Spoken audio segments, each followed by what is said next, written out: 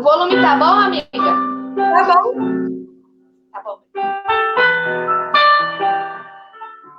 Você que tá ouvindo aí no fone, Jonathan, tá bom o volume?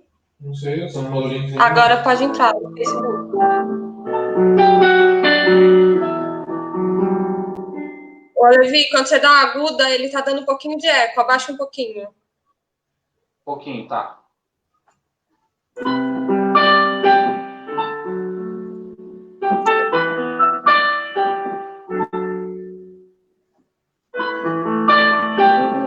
Esqueci de fazer anúncio da live, então eu vou esperar um pouquinho pra galerinha entrar. Tá bom. Tá bom? Fechou? Fechou, tá bom. Vou compartilhar o link, que aí o pessoal vai entrando. Só um minutinho.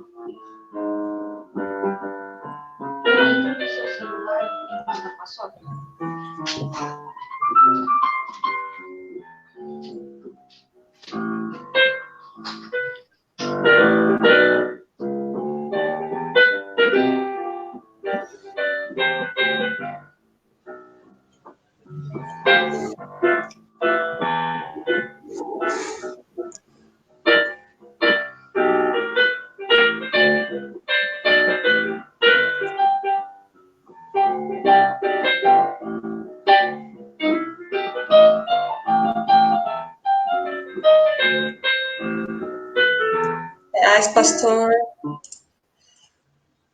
O pessoal já está entrando.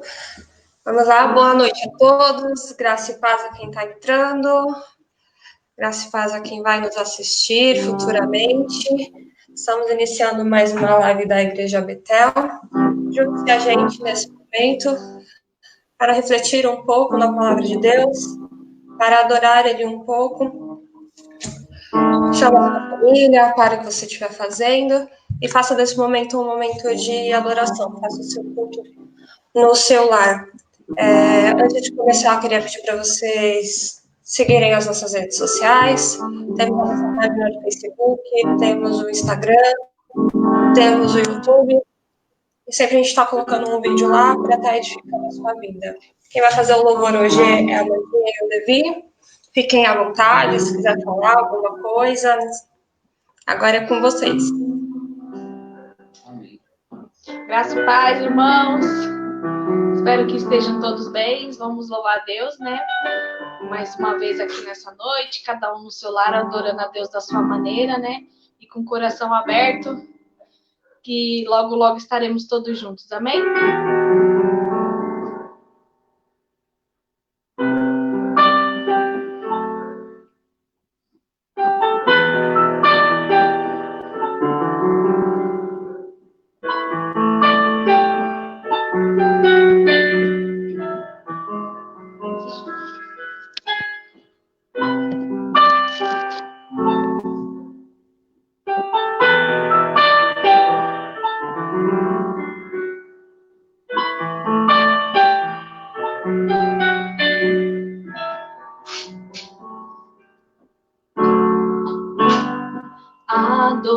Adorador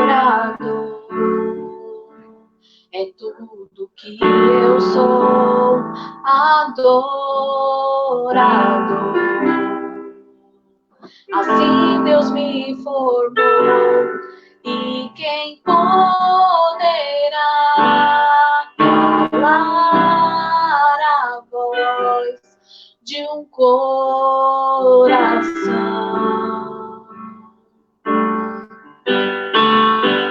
Se eu subir aos céus, eu sei que lá estás. Se eu mergulhar no mais profundo mar, nunca poderei me ausentar do teu olhar. Tu és o Deus que me sonda. Tu és o Deus que me vê.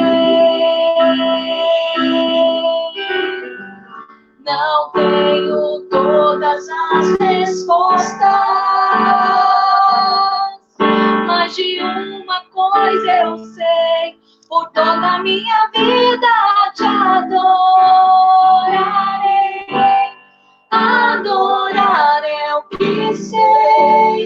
Adorar é o que sou, nada pode calar um adorador. Não existem prisões que contenham a voz de quem te adora, Senhor.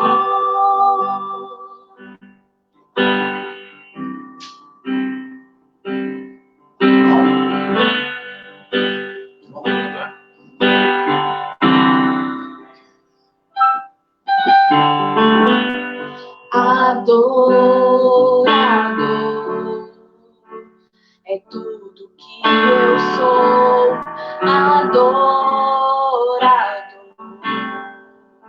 Assim Deus me formou, e quem poderá calar a voz de um coração?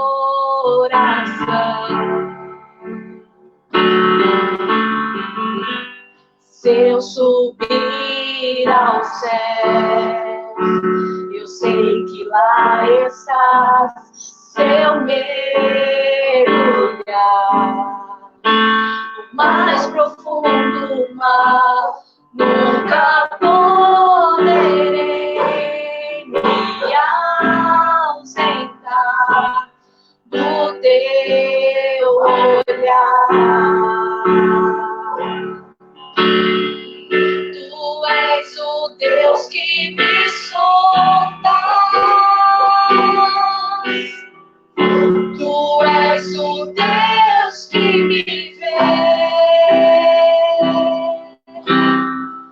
Não tenho todas as respostas, mas de uma coisa eu sei: por toda a minha vida te adorarei. Adorar é o que sei, adorar é o que sou. Nada pode calar um adorador. Não existem prisões que contenham a voz de quem te adora, Senhor. Adorar é o que sei, adorar é o que sou. Nada pode calar um adorador. Não existem prisões que contenham a voz de quem te adora, Senhor.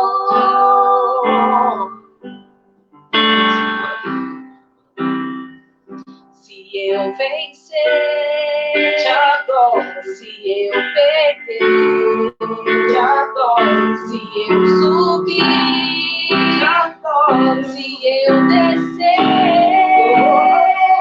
te adorar é o meu prazer. Minha força vem do Senhor. Nada pode calar um adorador. Adorar é o que sei, adorar é o que sou. Nada pode calar um adorador. Não existem prisões que contenham a voz de quem te adora, Senhor. Adorar é o que sei, adorar é o que sou. Nada pode calar um adorador. Não existem prisões que contenham a voz de quem te adora.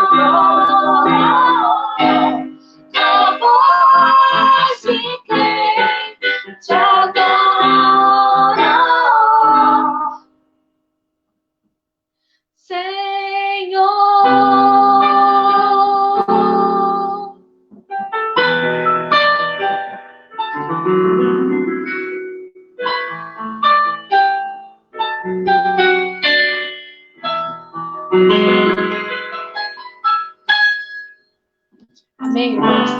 Amém. Glória a Deus. Deus abençoe a vida de vocês. Obrigada por terem aceitado o convite em cima da hora. Eles mal tomaram ceia, gente. E eu já mandei mensagem falando assim: me socorre, pelo amor de Deus. Amém. Deus abençoe a vida de vocês. Amém.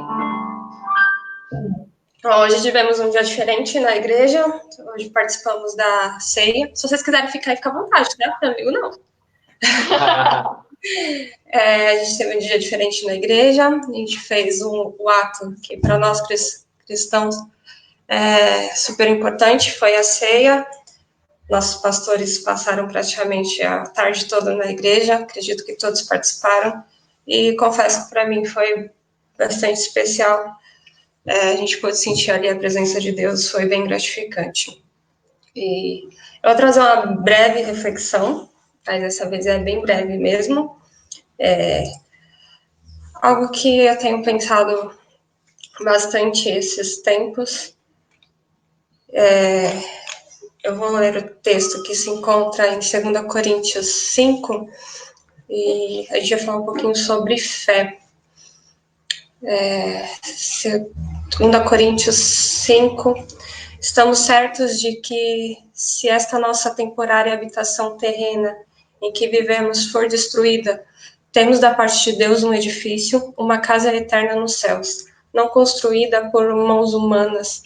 Enquanto estivermos morando nessa tenda, gememos, almejando ser revestidos da nossa morada celestial. Porquanto, se de verdade estivermos vestidos, não seremos surpreendidos sem roupa, porque enquanto estivermos residindo nesse tabernáculo, murmuramos e somos angustiados, pois não queremos ser dispostos, mas sim revestidos da nossa casa celestial, para que aquilo que é mortal seja completamente absorvido pela vida. Ora, foi Deus mesmo quem nos preparou para isso e concedeu-nos o Espírito como plena garantia do que está por vir. Portanto, andamos sempre confiantes, cientes de que, enquanto presentes neste corpo, estamos distantes do Senhor, pois vivemos por fé e não pelo que vemos. Pois vivemos por fé e não pelo que nos é possível ver. Eu usei essa tradução da King James porque eu gostei bastante do jeito que ela explica esse texto e comecei a fazer alguns questionamentos. O primeiro deles foi o que seria a fé. Hebreus 11, ele vai nos dizer, ora, a fé é a certeza das coisas que se esperam, a convicção de fatos que se não veem. Como ter fé, como acreditar naquilo que não é palpável, como acreditar naquilo que não vemos, aquilo que não está ao nosso alcance. Nos dias em que vivemos, o presente, acho que é a parte mais difícil. Porque cremos, temos fé que em Deus, que as situações e as circunstâncias vão mudar, mas como crer nisso? Quando tudo é contrário, quando não já se há esperança de que tudo vai terminar bem, que tudo vai dar certo. Olhamos para todos os lados e muitas vezes não vemos algo positivo, não vemos onde ter esperança, e é nesse momento que nós precisamos ter fé, nesse momento precisamos acreditar e confiar em Deus, que a Ele está tudo no controle, tudo está no controle de suas mãos. E alguns versículos desse texto, eles me chamaram a atenção, porque se vivemos por fé e não pelo que vemos, quando a gente cai no versículo 1 desse capítulo, vem uma pergunta de o que faremos se essa habitação terrena que temos hoje for destruída? Se a nossa fé ela estiver depositada no que temos, o que faremos quando tudo acaba, quando a notícia difícil chega, quando o dia mal chega, quando aquilo que você não espera acontece, o que fazer? Mas para nós cristãos, para nós que confiamos num Deus eterno, num Deus que veio ao mundo e enviou, que enviou seu Filho Jesus para morrer, para nos dar um livre acesso a Deus, e cremos que ele voltará para buscar a sua igreja, se essa for a nossa fé, se esse for o nosso fundamento, estaremos confiantes que temos da parte de Deus um edifício, temos uma casa onde moraremos, onde teremos nossa habitação eterna, onde não haverá mais dor, não haverá mais sofrimento. E isso é o que nos conforta como crente, como a esperança de que em breve Cristo voltará e que tudo isso foi passageiro, tudo isso que sofremos foi momentâneo, porque seremos transformados e jamais lembraremos de tudo isso que passamos. O versículo 11, ele fala que, portanto, compreenderemos o que significa temer ao Senhor. E quando entendemos isso, ele fala que vamos procurar persuadir outras pessoas. Essa fé é tão abrangente que quando algo palpável nos foi tirado, quando o nosso corpo físico já não aguenta mais, temos ainda fé, temos ainda esperança, acreditamos em Cristo e conseguimos transmitir isso para outra pessoa. Às vezes, alguém passando por um problema e você olha e fala assim, como ele ainda consegue caminhar, como ele ainda consegue enxergar além daquilo e dizer muitas vezes está tudo bem diante de um problema ou nem transparecer aquele problema. É porque ele tem a fé, ele confia no Cristo, ele confia que maior do que tudo aquilo que a circunstância, a situação tem apresentado para ele, ele tem fé em Deus. Ele está alicerçado em Deus. E pensando de um exemplo disso, me veio à memória Abraão. Abraão, ele teve um filho prometido por Deus. Sara, sua mulher, era estéril e Deus promete que ia dar um filho para ele. E então tem todo o tempo de espera e o dia da promessa chegou e acontece que nasce Isaac. Quando nasce Isaac, o Senhor ele vai pedir Isaac em sacrifício para Abraão. E quando ele pede, em um ato talvez que eu e você jamais entregaria. Dificilmente um pai ou uma mãe entregaria seu filho a um sacrifício sem ter um ato de fé, sem confiar naquele que prometeu, cumpriu e teoricamente pediu de volta.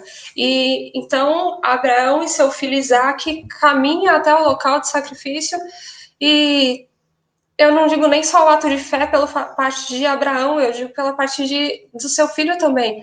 Porque quando chega no momento do sacrifício, Isaac vai perguntar para o seu pai, cadê o cordeiro? E Abraão vai ali, ele está vendo praticamente que é ele quem vai ser sacrificado, o seu filho.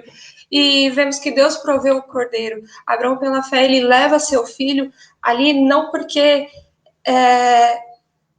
ele sabia que voltaria sem o seu filho, mas porque ele acreditava, ele tinha fé que Deus proveria o sacrifício para ele naquele momento.